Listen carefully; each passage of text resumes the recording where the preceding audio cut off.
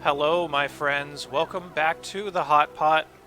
We're at cycle 784, and yes, I did take on one more dupe, and that was really just to give me some even numbers and fill out the rest of this room.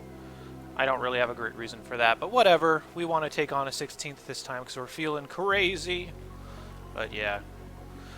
Let's jump into what's changed. So, what's changed, really, the biggest deal is I've gotten out into space and gotten all established. I did say I wouldn't produce a lot of solar panels this game, or any, but I decided just to go ahead and go with it because I realized that in order to get a scan network quality that was good enough, I was still going to need a lot of space.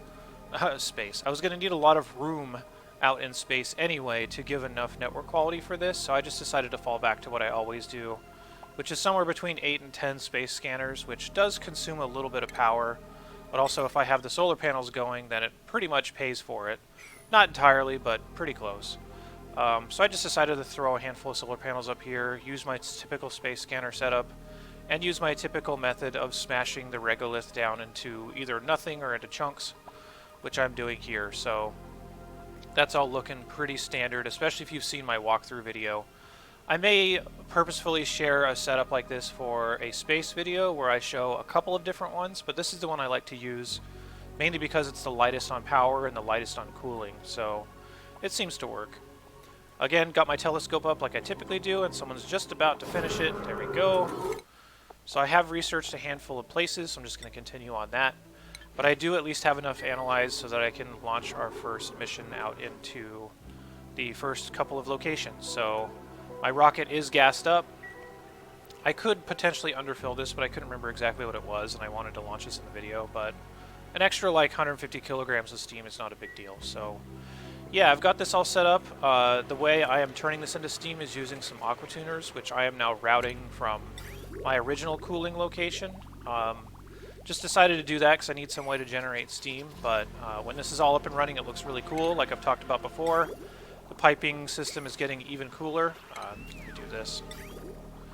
Yeah, nice cool looking little piping setup that I've made even cooler by routing them up to the top of my base, but yeah, nice and satisfying organization there. So yeah, I'm turning that into steam that way. I'm going to disconnect these pretty soon once all of this water is boiled and turned into steam. And then we'll move into creating liquid fuel eventually once we can get the supplies for it. That's what's going to go right here. The rest of this should look pretty familiar if you've watched my walkthrough video. Steam turbines to cool down this area to deal with rocket exhaust. Metal tiles to absorb the heat from the rockets. So I've got that. Pool of petroleum with oxalite in it so that I can have rocket fuel. And this time I decided to make oxalite out of this refinery. And I don't typically do this because I don't want to have to spend gold, and I don't want to have to spend energy on doing something like this. But, you know, this is totally fine. I usually do it through puffs because by this stage of the game, on a typical run, I will need more eggshells anyway. But I don't have a puffed egg, as this game totally hangs. I don't have any puff eggs, so I don't have any critters to actually create oxalite any other way, so I just decided to do it that way. And then be sure that I wasn't spending any gold on anything other than the oxalite that needs to be created. So it's doing a pretty good job, as you can see. You know, that'll run one full mission if I ever need to fully load it, which I don't actually think you need to. Depending on how far you need to go to actually get your supplies, but this is already a pretty good amount of oxalite considering I just started producing it, so feeling pretty happy about that. So yeah, this space setup is looking pretty standard for what I did in my walkthrough videos and what I've shown in the past, so I will probably make a video later that explains this and probably a different setup about using more or less power or more and less cooling or something like that, so there'll be a later video for that, but this is the general setup of having doors just to smash the regolith that comes down. Yeah, so I've got all this stuff taken care of. Let's take a look at this battery that we had down here. And I call this a battery because that's effectively what it is, but I have gotten this back up to full temperature. This is working at the most optimal temperature right now, which at least in Fahrenheit is somewhere near about 380. In Celsius I have no idea what that is, but you could definitely convert it. And the way I'm keeping this warm is by connecting it down to this biome here, which I have connected with metal tiles on the bottom, and then just one sedimentary rock tile in the middle, and some obsidian tiles around it that are insulated, so that I can control the amount of heat that is entering this area, and I don't overheat it or I don't underheat it. So This is kind of stabilized now, and I talked about in the last video that I would need to get in here and do some maintenance, and that's pretty much what I've done. This is holding pretty steady at the temperature that I want, and if it ever gets unstable to the point that it's too cool, I can just do this, and it'll heat it right back up. So not a lot of maintenance down there, so that's running pretty well as also. You know, there's only one other thing that I really have to show, which is taking on more dupes and sending my oxygen up to be turned into oxalite is definitely causing a little bit more of a tax on my oxygen than I would have liked. So just set up something really simple like this, which is just something to produce a little bit of extra oxygen out of algae, because as I've been digging and doing other stuff, definitely built up a little bit of a surplus here. So I just have some boxes that are accepting algae at a decent priority, being sent in this conveyor loader and then dropping into this sealed room so that it just loads automatically. So I'm pretty sure all the algae that I found on the map should be sitting right here. And yeah, there's 18.3 tons. That's exactly what it says here in my console. So yeah, nothing, like I said, nothing too crazy going on here, but also the later stages of the game are usually the stages where if you've done everything right so far, there shouldn't be a lot to do. So I'm really just waiting at this point. Now that we have this thing gassed up and I think it's clear, let's try to get an astronaut up here. Oh no, I need to invest my skills. Well, let's invest my skills and let's get him up there and get this thing going. It's going to put me over my requirements, but that's okay. Won't be too bad. So I think what I typically do is I will typically wake this person up because they're usually sleeping. Oh, he's not. Okay. Let's see if we can find him then. Sad sack, where'd you go? Alright.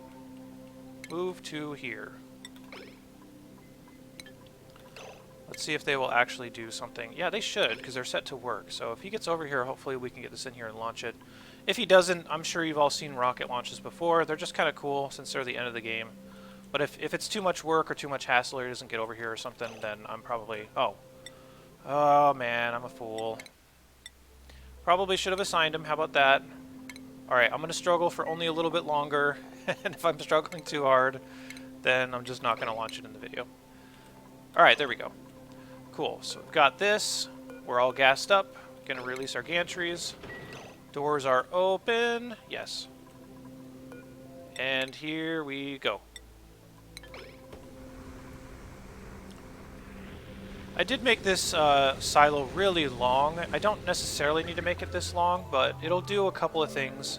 It'll capture a little bit more heat that I could use and turn into power. But also, I didn't want to have to use a whole bunch of tiles for the background, but as I'm looking at it, even if it was right here, I wouldn't have to use too many.